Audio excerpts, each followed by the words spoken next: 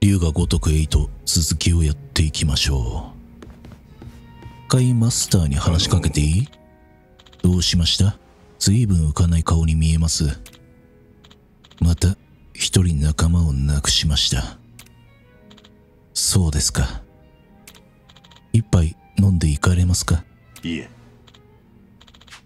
今はやるべきことをやろうと思います。それもいいでしょう。ですが心を慰めるのも酒の役割です。気分になったらいらしてください。一杯くらいはご馳走しましょう。ありがとうございます。マスター。マスターとの話気になるな。はい、では孫妃に話しかけていきましょう。どうした？どうする？沢城に電話するか。ああ、頼む。出るか？出た。沢城だ。桐生だ。あんたと話がしたい。桐生さん。今どこにいる？海老名は一緒か？要件を先に言ってください。俺に何か？話がしてえだけだ。海老名のいないところでな。あいにくですが、俺は忙しい。ダメか？ご承知のように大量の区民をハワイに送り出す準備中でしてね。あんたは客寄せの名誉職だろ。海老名の尻にくっついてる以外で仕事あんのか？うまいな。今のセリフ、一の野郎が言ってたならぶっ殺すそうだ。文句があるなら面と向かって言え。どこに行きゃ会える？埠頭にある清流会の倉庫です。難波が場所を知っています。海老名は一緒じゃねえんだな。ええ。ですが俺は一人じゃねえ。清流会の人間が大勢いる。彼らも忙しくしてるし、仕事を邪魔してくるやつには容赦しないでしょう。なるほどな。それでも来るって言うんなら、俺もこれ以上は何も言いません。では、会えることになったな。どう考えりゃいいんだ、今の。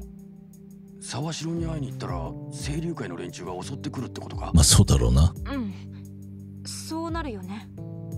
私が思うに沢城は脈ありだがね。何？本気でこちらと会う気がないなら場所も言わないし、組員がいることも警告はしてこない。私には沢城から SOS が出てるようにさえ感じられた。そこまで感じた？ってことはやっぱり沢城は私たちの味方？ああ、だったら早速倉庫に行こうぜ。だが一方で沢城が裏の裏を書いてくる可能性もある。表だな。つまり倉庫に行ったら大量の清流会組員はもちろん海老名も待ち構えてたりしてね。おう、じゃあどうやって嘘と本当を見極めりゃいいんだ？行けばわかる。結局のとこ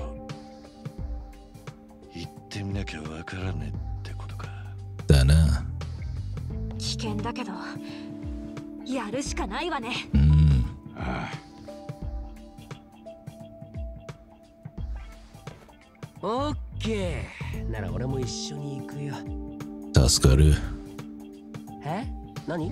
ダメ？いや、もちろんありがたいが、いいのか？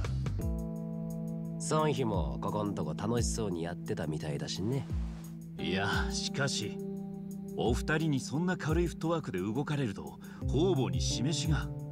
そんなのお前が睨み聞かせりゃ問題ないじゃん。そうは思いませんけど。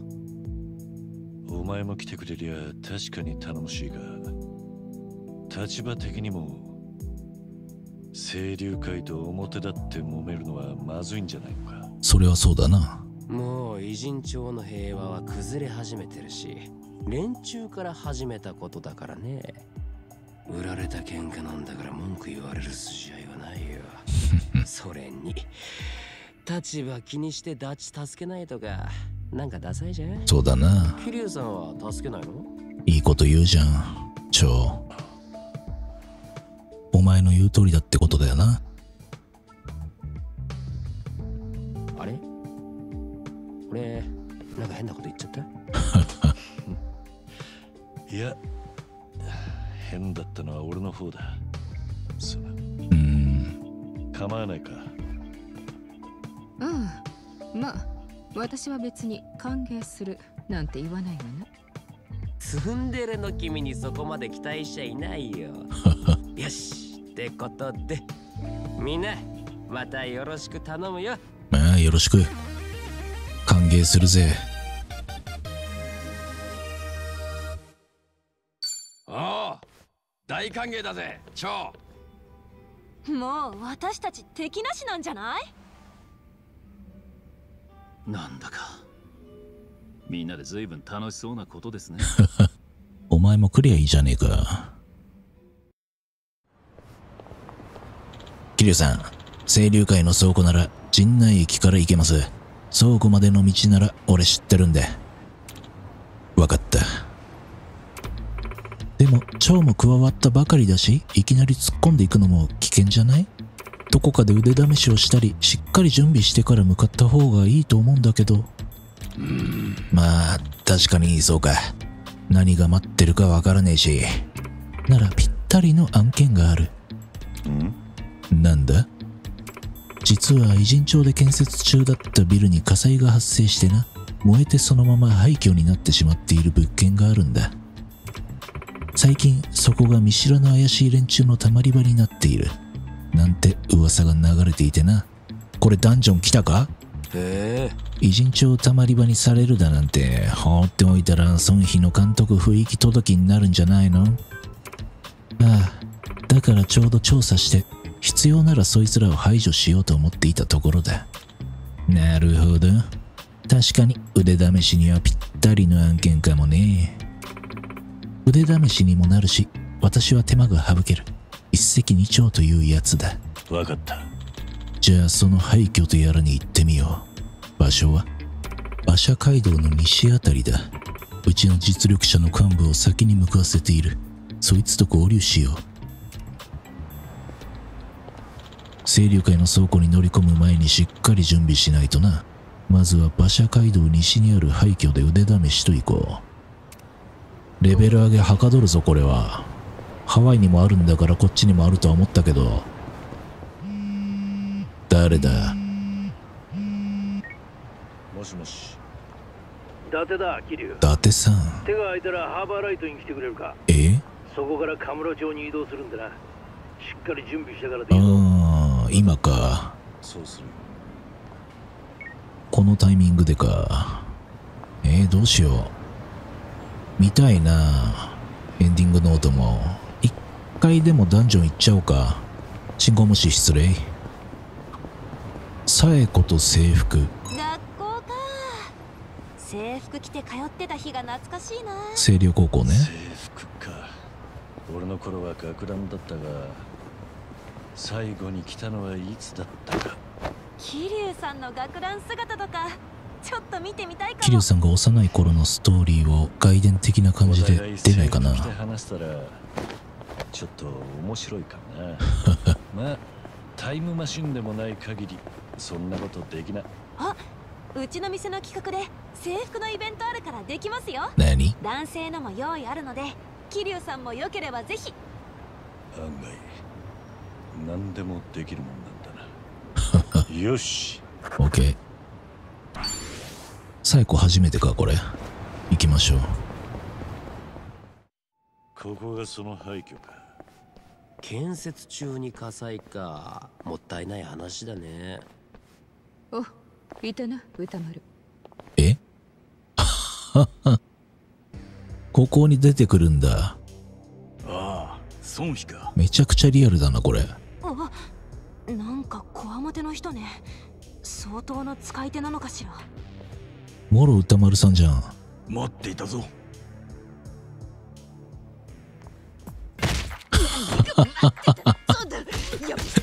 やめてやめてやめてやめてやめて。ごめんなさい、なんか雰囲気に乗ってしまいまして。あ、そういう感じなんだ。で、こいつは誰なんだ？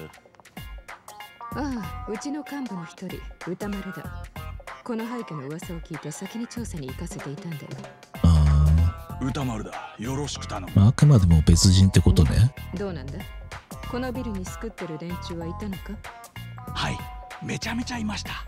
かなりの数です。そうか。しかもめちゃくちゃ強いです。うちの部下や周囲のチンピラ連中をかき集めて中を調査させたんですけど、全然帰ってこないし。帰ってこない？そいつらにやられたということか。おそらく。それか孫妃が怖いからあっちに寝返ったのかもしれませんがね。ぷくく。そういうとこだぞ。何がぷくくだ。お前が責任者だろうが。やりすぎやりすぎ。その通りです。ごめんなさい。ごめんなさい。でもこれ一部の男には需要あるからな。しかしうちの部下でも手が出ないとなるとかなりの強敵揃いかもしれないな。このまま引き下がるわけないだろ。偉人町の裏社会を仕切る立場としてそんな奴らをのさばらせておくわけにはいかない。うちの部下を可愛がってくれたっていうのならなおさらだ。きっちり借りは返す。さすがは我らのリーダー孫妃。そう言うと思ってましたよ。奴らはここの地下に救ってます。かなり下の階まであるみたいですからお気をつけて。お前は行かないのか？私は行きません。危ないですからね。いやいやいや、蹴らなくていいじゃん。暴力反対。よし。かわいそうに歌丸。じゃあ行くか。コミジュルの調査隊も捕まってるのかもね。見つけたら助けていきますか。そうだな。結構強いらしい。気合い入れていくぞ。はいよ。行くよ、ソンヒ。孫妃のおもちゃになってるな。何の恨みがあるんだ。誰も触れない。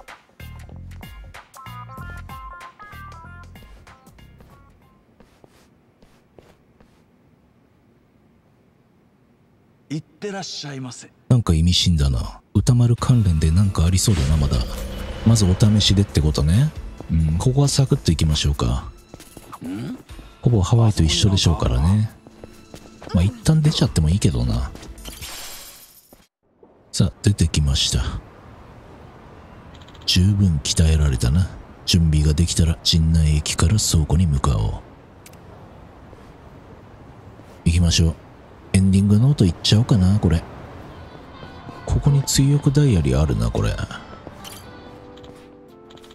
この先は清流会事務所だ。あまり近づかない方がいいだろうな。あの東上会本部が今や清流会の東京支部とはな。大解散を後押しした身で勝手な話だが、改めて東上会はもうないんだと痛感させられた。所詮はヤクザの親玉。亡くなって世間はせいせいしているだろう。それが正しい。大悟はさぞ悩んだだろう。その苦しみを思えば俺の寂しさなんて些細な話だ。大悟や渡瀬たちの決断が正しかったと、そう胸を張って言えるように。思い出す。俺もやれるだけのことはやらねえとな。あの登場会が消えてなくなる日が来るとはな。あれから何年も経った今も少し不思議な気持ちになる。寂しさを覚えないと言えば嘘になる。だが大悟や渡瀬の決断が正しかったと胸を張れるように、俺も力を尽くさねえとな。まだ結構あるね、これね。行きましょう。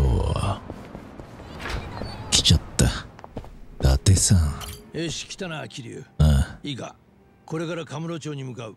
もう準備はできてるんだよな。ああ、できている。ああ、行こう。目的地はスターダストだ。今日は和樹と優也が揃って店に出てる。あいつらに会いに行こう。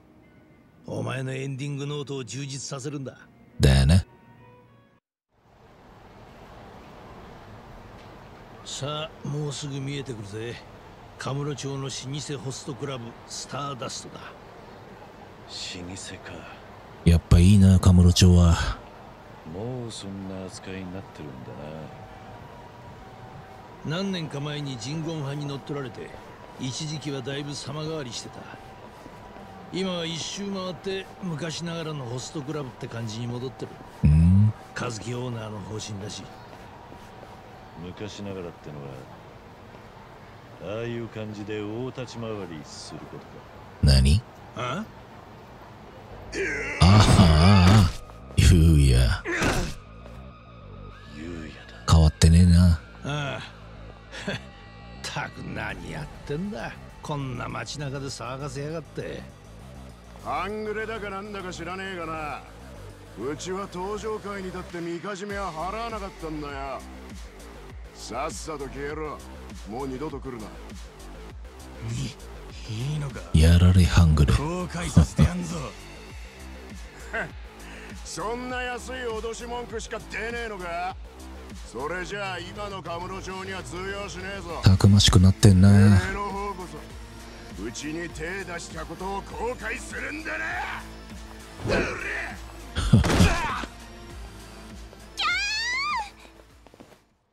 出た。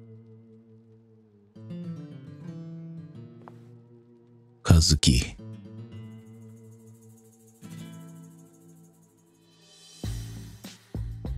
え、あれもしかして。はあ、やだ、嘘。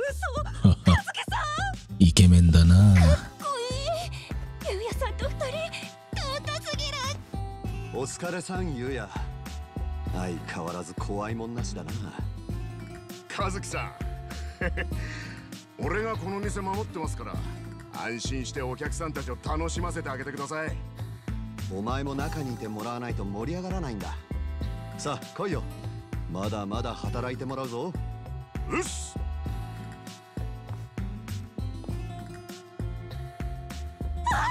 素敵スターダスト、かっこよすぎ。盛況みたいだな、スターダストは。どうやらそうらしい。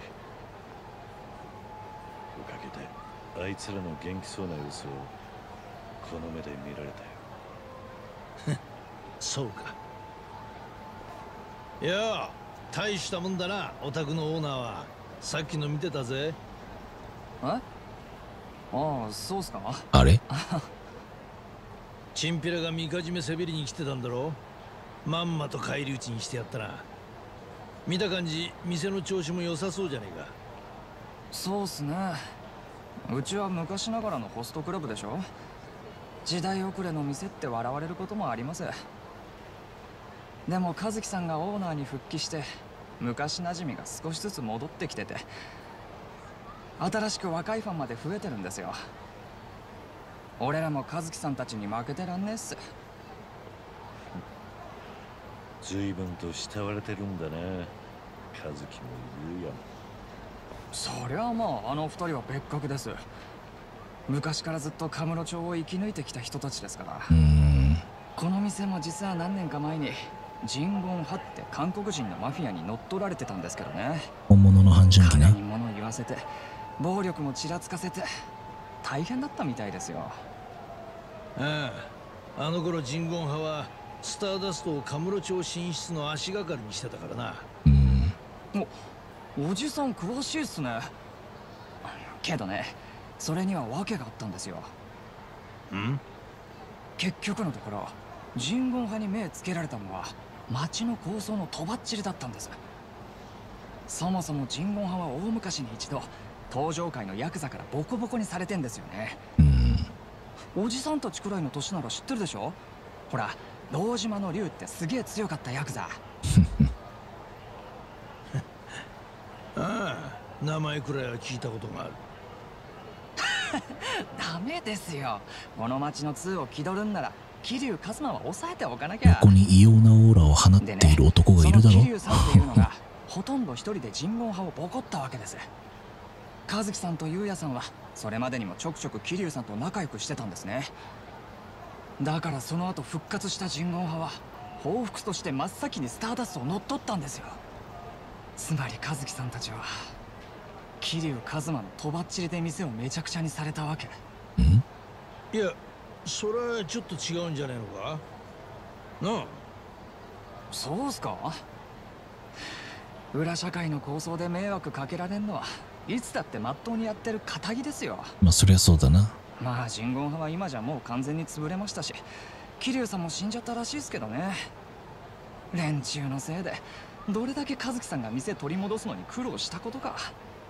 方々から金借りていろんな人たちにこれ以上ないくらい頭下げて、もしもあの世に声が届くもんなら俺から桐生たちにバシッと文句言ってやりたいっすよ。関わってないやつから見るとそう思うわな。そうだな、確かにその通りだ。おい、邪魔したな。時間取らせて悪かった。ああ、いえいえ、これくらい別に全然。おい、どこ行くんだよ。これで終わりじゃねえぞ。和樹と優也には後でセレナに来るように言ってやる。和樹と優也をセレナに呼んでるのか。ああ、もちろんお前は直接会えるわけじゃない。それでもあいつらの声を間近に聞くくらいはできる。いや、俺はあいつらが元気にやってるのを見られただけでもう十分だ。まあそう言うなって。安心しろ。さっきのホストはああ言ってたがよ、和樹も優也もお前を恨みになんて思っちゃいねえぞ。そんな恨み節は一度も聞いたことがねえ。だが大丈夫だって。たく、いいから来いよ。そうだ。わざわざカムロ町まで出向いてもらったんだ。最後までツアーを満喫してってくれや。桐生さん結構気にしいだな。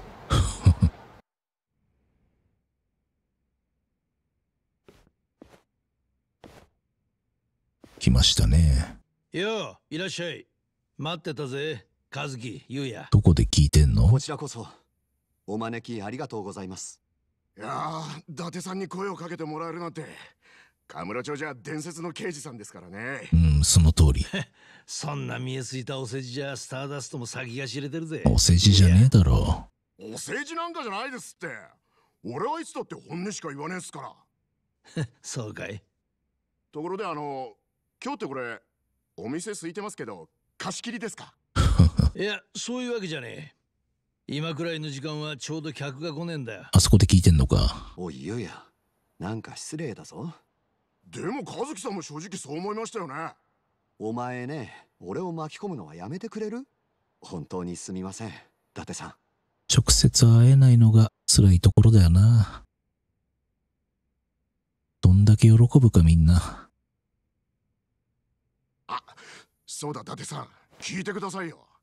さっきうちに半グレがみかじめせびりに来たんです。ああ、知ってるよ。ちょうど遠目に見てたんだ。かっこよかったぜ。まあ刑事の立場としては喧嘩沙汰を大っぴらに褒めるわけにはいかねえが。伊達さんも見てたんですね。いや、しかしスターダストの店先で喧嘩するなんてなんか久々に思い出しちゃいましたよ。何をだ？俺にはわかるよ。多分お前と同じことを思い出してた。やっぱりそうですよね。おい、なんだってんだよ。昔あんな感じで優也はヤクザと喧嘩してたんです。そのうちの一人が桐生さんでした。なるほど、そうだったのか。あれはもう20年近く前になるのかな。ええ、そうです。めちゃくちゃに強かったですよ、あの人は。対マンじゃ俺もめったに負けなかったんですけど、最初はみかじめ目的のヤクザにしか見えなかったんですよね。その時堂島の竜が相手だったとは夢にも思わなかったわけだ。早いもんですよね。桐生さんが亡くなったって聞いてからもう何年も経ちます。それでも俺は未だに信じられねえ。優也は桐生さんがいつかフラッと店に来るんじゃないかってボトルを用意してるんです。それもうちの店にある一番高い酒をね。そうか。困ったもんです。もったいない。いや、優也の気持ちはわかるよ。俺だってあいつが死んだなんて信じられねえ。この町であの人を知ってるもんはきっとみんな同じ気持ちでいるはずです。知ってるやつはな。あいつと関わってると面倒ごとに巻き込まれることも多かったよ。誘導尋問うまいな。スターダストなんてもろにそれで迷惑被った口だろ。さっき店に立ってたホストがそう言ってたぜ。桐生さんのために聞いてやってんだよ。確かにそれはそうですね。だいたいあの人が来るときは厄介事を抱えてました。とばっちり食ってるなと感じることもしょっちゅうだったし。あれ今になって桐生さんをこんな風に言ったら俺ちょっと卑怯ですかね。いいさ、溜め込んでることがあんなら全部ここで吐き出しちまえよ。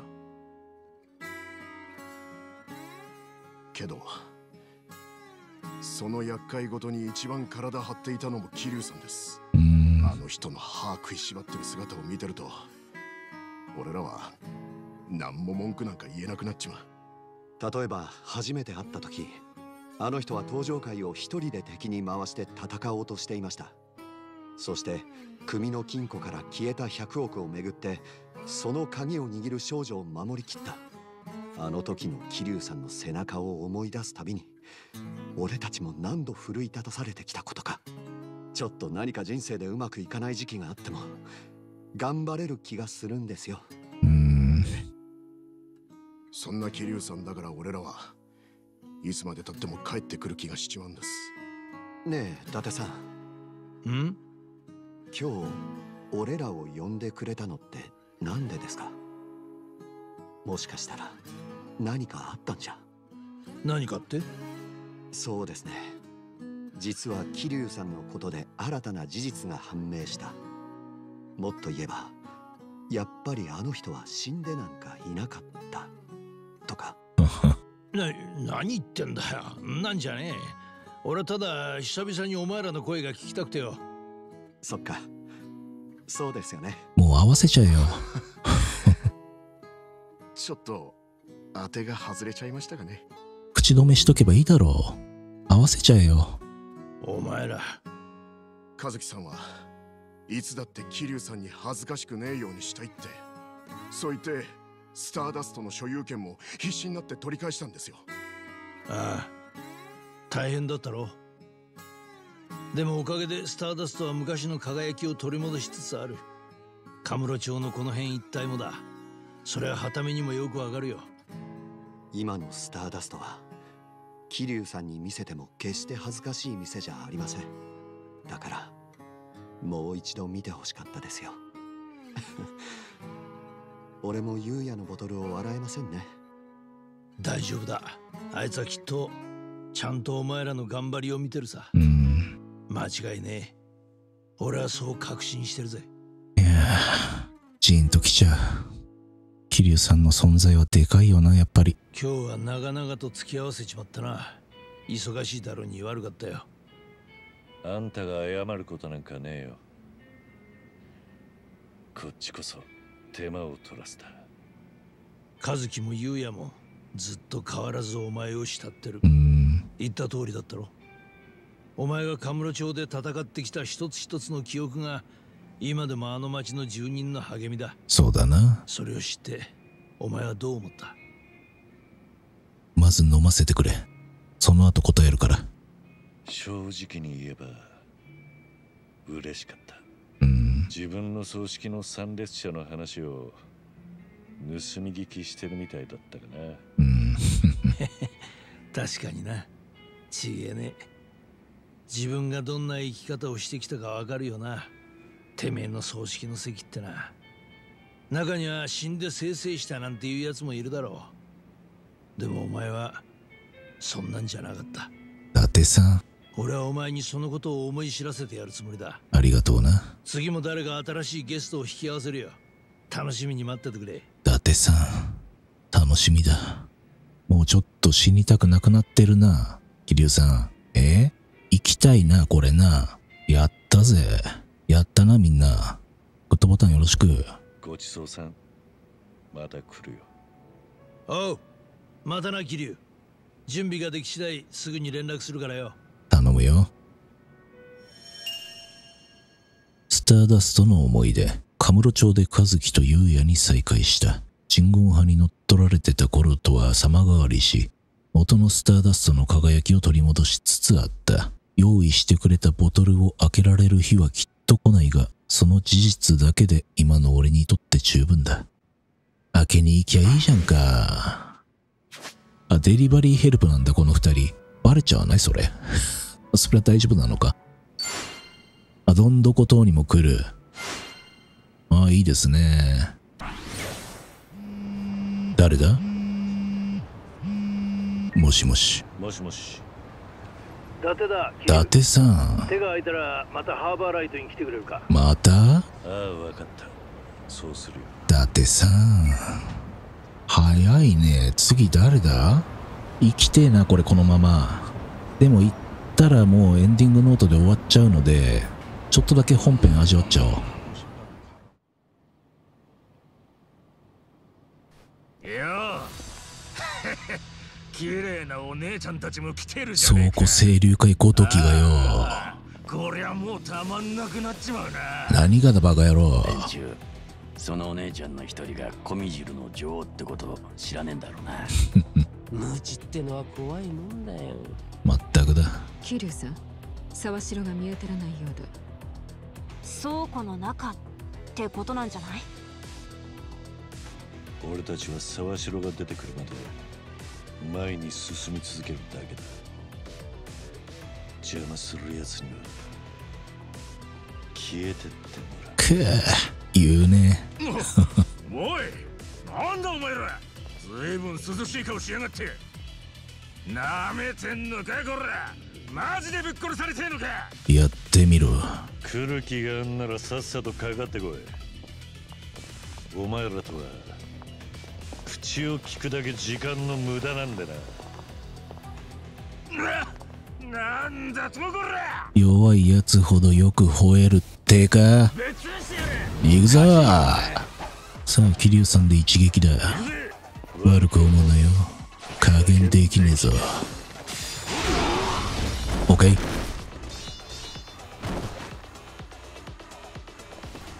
ああ、まだ来るんか。一気にかかってこいや。行くぜ。はい、ストライク。はい、オッケー。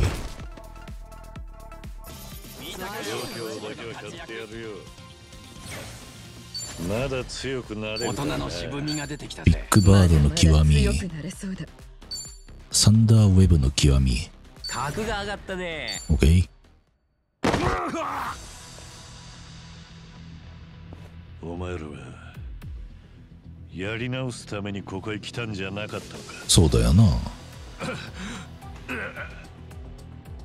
それともハワイへ行くから日本でのことは全部チャラか。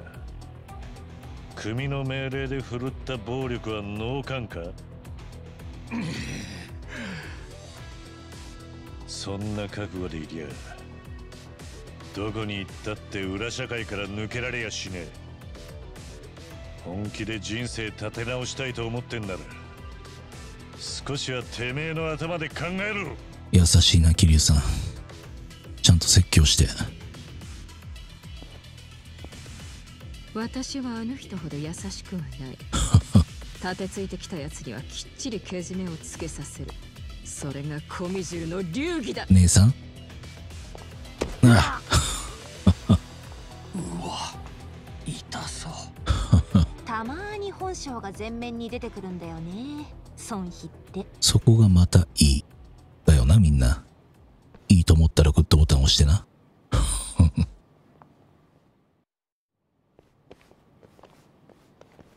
ああ、いましたね。表の連中は全滅ですか。ああ、奴らしばらく使い物になんねえはずだ。少しは休みをくれてやるんだな。心配は無用です。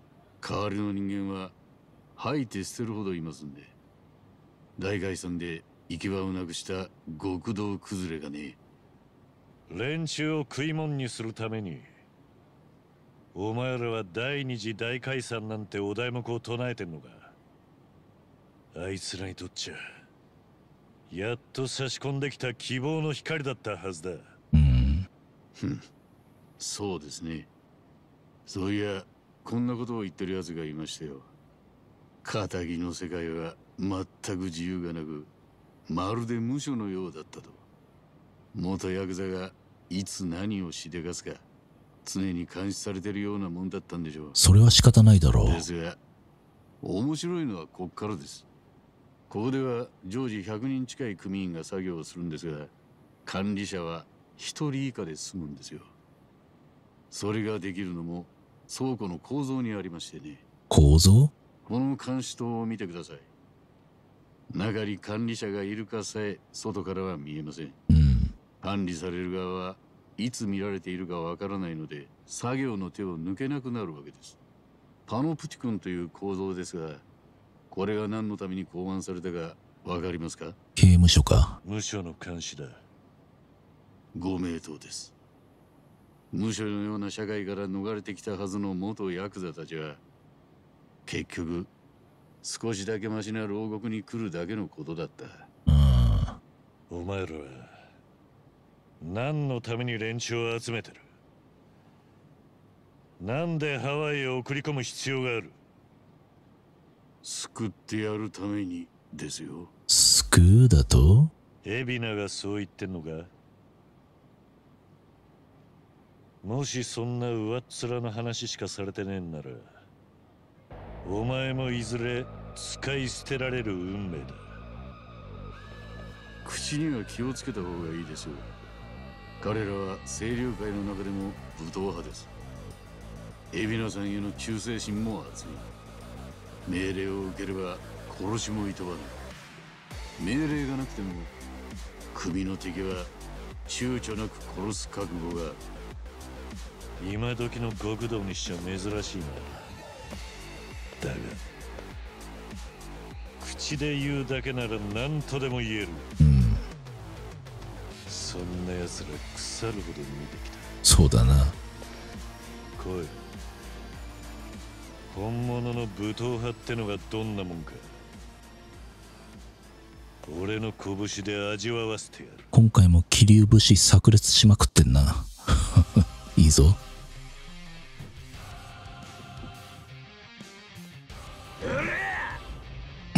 うらー、ナイスキャッチ。おい、沢城町やったんでー。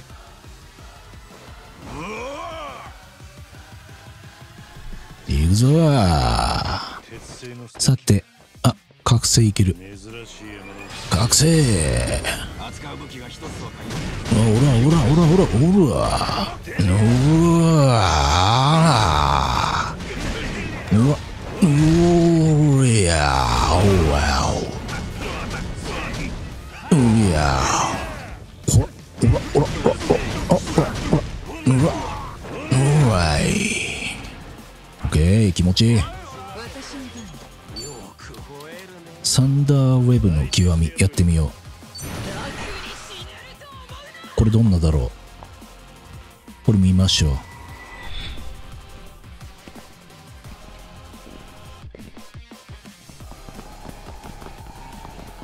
かっこいい。囲んだ。クナイ刺す。おお、みんなでクナイを刺して電流流すんか。あ、こりゃ効く。いや、これで終わりだろ、本当なら。あんまり聞いてないな。まあ、この調子でいきましょう。おい、ほっ、ああ、やれ、ほっ、はい、あら、もう少し。さすが伊達じゃねえな。いい加減終わりにしましょうか。何かやろうとしてんな。何も持たないでどうするんだろうね。何か嫌な気配がする。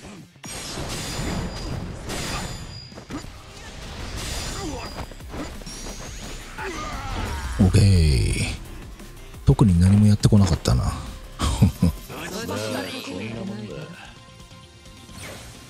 またいい男になっちゃった。それ以上になってどうすんだ。見とれないでよね。それは無理なお願いだ、さっちゃん。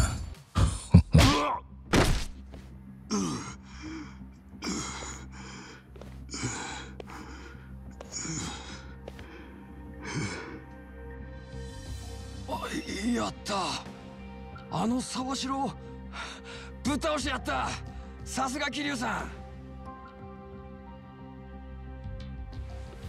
俺をここから連れ出してください。奴らの前じゃ何も話せねえ。そうなんだ。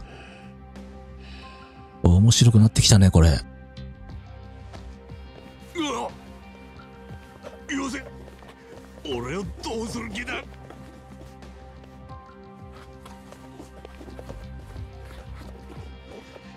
監視の目から逃れたい。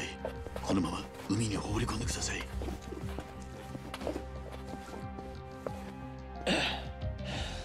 そこまでやる必要があるのか。後でイチの家に俺もすぐ向かいます。俺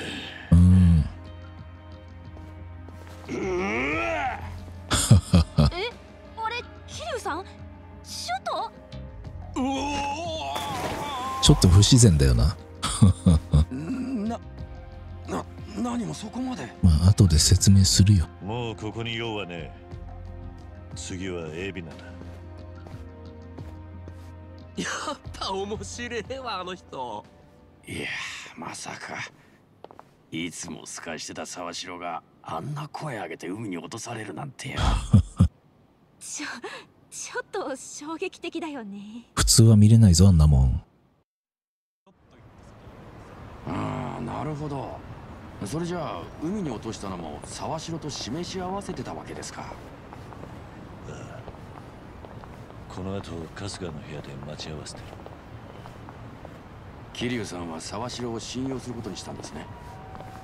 信用できるか見極めるために話すんだ。何にしてもあいつはお忍びで来るわけだからな。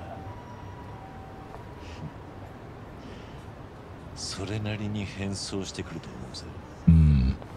へえ、ちょっと楽しみかも。はい、来たよ。もういる。沢城、あんたその格好。いらねえことは何も言うな。こっちもそう時間があるわけじゃねえ。似合ってんな。分かってる。だがまずはお前の立ち位置をはっきりさせてくれ。お前にとって海老名は何なんだ。極道の第二次大解散を持ちかけてきた荒川真澄の意志を継ぐ男です。我々もそう見ていた。だが実際のところについてはあんたももう気づいてるはずだ。ああ、奴が歌う第二次大解散は清流会に人を集めるための出魔がさ。だが俺がそれに気づいたのはイチをハワイに送り出した後だった。なるほど。そんな偶然ある。まあ信用できないよな。俺も同意見だ。だがこいつならもう少しマシな嘘を用意しておくだろうな。確かに日頃の行いの悪さが幸いする珍しいケースだね。春日がハワイへ送り込まれたのは茜さんをおびき出す餌にするためだった。海老名はそれをブライスのためにやっていた。そうだな。お察しの通りです。なるほど。だったらなんであんたは海老名とつるみ続けてんだ。知ってんのか。あいつらのせいで茜さんはずっとハワイを逃げ回ってたんだ。荒川真澄の愛した人なんだろ。なあ、だが今のハワイにはイチがいる。あいつがいれば茜さんは大丈夫だ。信頼してるね。ずいぶん高く買っているんだね、春日君のこと。かもな。なんか嬉しいな。だから俺はこっちで俺にしかできないことをやる。なるほど。それって何のこと？海老名が人寄せの出しにした第二次大解散をそっくりいただいて俺が実現させるんだ。ただしそのためには海老名の本当の目的を知る必要がある。本当の目的？奴がパレガナと組んでるゴミの保管ビジネスってのはどうやらその先に原発が絡んでいます。原発から出る核のゴミってやつが繋がってくるな。原発って原子力発電。桐生さん働いてたよな。ああ、核兵器に転用できる使用済み燃料棒はゴミっつっても管理は厳重だ。万が一にも流出しないように世界中が目を光らせてる。一方放射能で汚染された土壌に水、コンクリート、使い捨てられた防護服、そっちは低レベル放射性廃棄物と言われるものの出る量は無尽蔵だ。その何百年と放射能をまき散らす厄介なゴミを特に廃炉中の原発を抱えた日本は大量に吐き出し続けている。そんなのが最終的な捨て場所もなく一時的に貯蔵っつって棚上げにされてるわけだ。ちゃんと意味があったんだね、ここで働いてたのも。そういえば時々ニュースなんかで聞くよね。原発のゴミ処理場を作ろうにも地元の人たちに反対されてどこにも作れないって。だからパレガナはそこに目をつけた。もう20年以上前から数カ国の核のゴミを自分たちの島で引き受けてる。島の名前はネレ島のことか。パレカナの信者にとっては選ばれた者だけが立ち得ることを許される楽園。その島です。教団の聖地を核のゴミ置き場にしてるってのがあのブライスって男は。もちろん高い処理費用を取ってるし海老名もその分け前に預かるんでしょう。ただそこにハワイへ送り出す元坊たちがどう絡むのかはまだ分かっていません。ゴミ運搬の人足として使われるとしか。じゃあ結局海老名の狙いは金ってことかよ。ただこう言っちゃなんだけどどうなんすかね。日本の核のゴミをパレカナが処理してくれるってんならそれは大変結構な話じゃねえかって思っちまうんですが。まあ確かに原発のゴミは自分の国で処理するって原則があったはずだ。海老名たちはその法を破る気でいるのか。いえ、法を緩めるように根回しをするつもりです。政治家に官僚、財界は実際のところ日本中で止まっている原発を再稼働させたいし、なんだったら新しく建設して経済のカンフル剤にしたいと思ってる。その第一歩として核のゴミを処分できる仕組みは歓迎されるでしょう。そうだな。例えばある日テレビで実験的に海外での処理を検討する時期に来ているなんてコメントが聞こえるようになったら世論への根回しが始まったってことです。そして法規制の緩和につながっていく。なるほど。結果的に海老名とパレカナは合法のビジネスができるわけか。極度と怪しげな教団でなければ鵜呑みにできたのにな。偏見だったら申し訳ないが何か裏があるようにしか見え。あるだろうな。そういうことだ。それを探るわけか。つまりお前はその裏ってのを探るために海老名についていると。なるほど。その割にもっともらしく桐生さんの素性をばらしてなかったっけ。タタラチャンネルですね。あれは渡された台本通りにやっただけだ。そうかい。極道の第二次大解散は確かに海老名の言い出した方便かもしれません。ですが、荒川真澄が生きていれば望んだはずの計画でもある。海老名の狙いが本当はよそにあるってんなら、そこに付け入って俺が全部もらい受けます。なるほどな。その時には堂島の竜って看板も当てにできると踏んでますよ。だから俺もあなたには腹割って見せることにしたんです。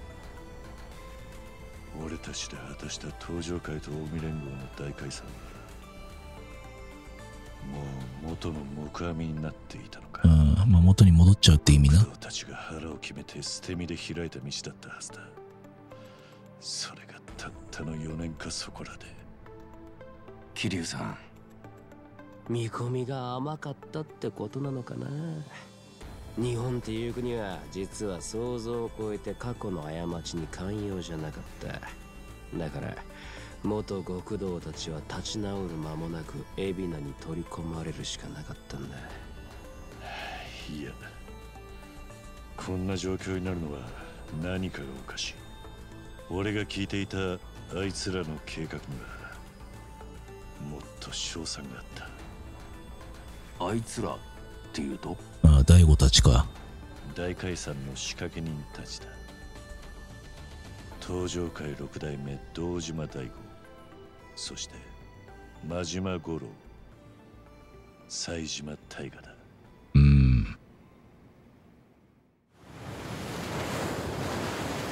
あ、これ今の大悟？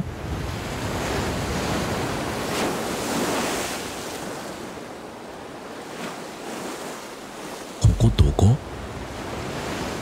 何してんの今？ああ、終わり。うわ。てか10章終わっちゃったよ。やべえ。終わりが近づいてる気がする。進みたくね。とはいえ、メインストーリー以外の部分がね、結構まだ残ってるんで、まあそういうのでね、少しでも引き伸ばしていこうと思うんで、よろしくお願いします。それではご視聴ありがとうございました。親指を立ててるマークだけ押していただけると励みになるのでお願いします。ではまた次の動画でお会いしましょう。じゃあね。